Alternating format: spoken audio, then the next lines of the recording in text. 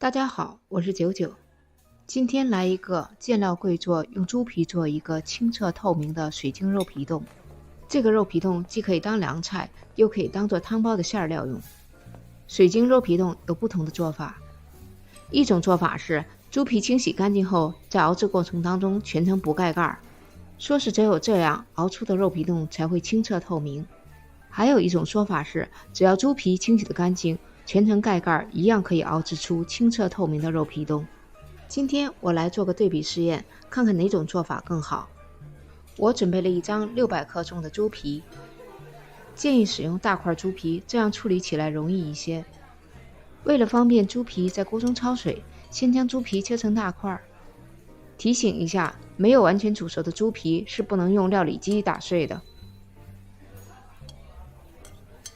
切好的猪皮冷水下锅，锅内放入几片生姜去腥，用大火煮滚后转中火持续煮10分钟。10分钟后捞出猪皮，用热水仔细冲洗几遍。现在开始清理猪皮上的脂肪、污垢和猪毛，用刀把猪皮上的脂肪剔干净，用镊子拔掉猪毛，再用刀反复刮猪皮的正反两面，进一步去除猪皮的脂肪和污垢，再用热水把清理过的猪皮反复清洗几遍。这是清理好的猪皮，纹理非常清晰，呈现出半透明的状态。现在把猪皮切成条，这样做是为了使猪皮在煮的过程当中更好更快地释放出胶原蛋白。切好条的猪皮应该再用热水清洗一遍。因为猪皮在焯制过程当中膨胀了，处理后得到了760克猪皮。我把猪皮均匀分成2份，分别用2种方法熬制猪皮冻。我们先用全程盖盖的方法熬制猪皮冻，加水量是猪皮重量的3.5倍。猪皮冷水下锅，加入葱、姜去腥。这个锅盖是没有排气孔的。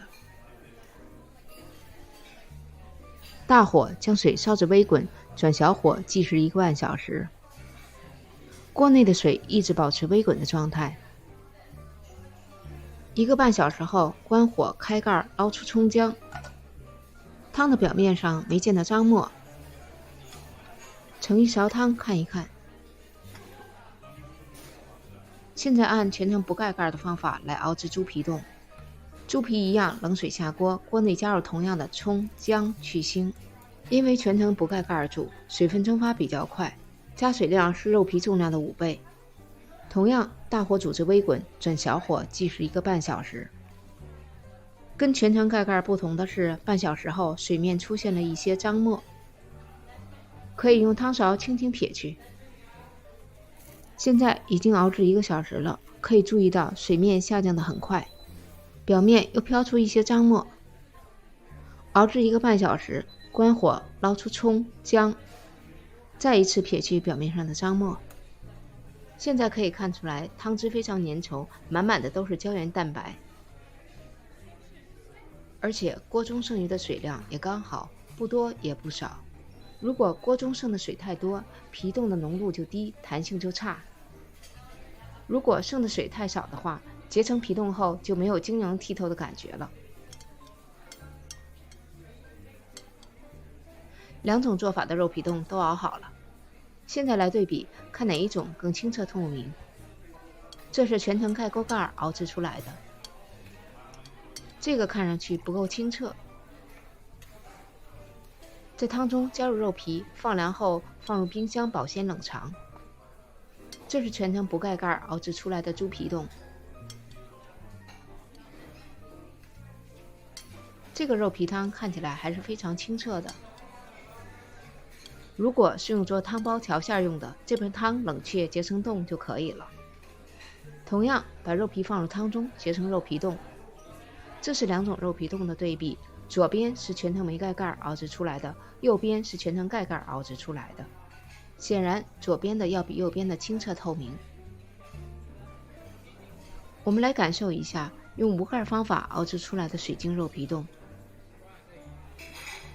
它的弹性和韧性都非常好。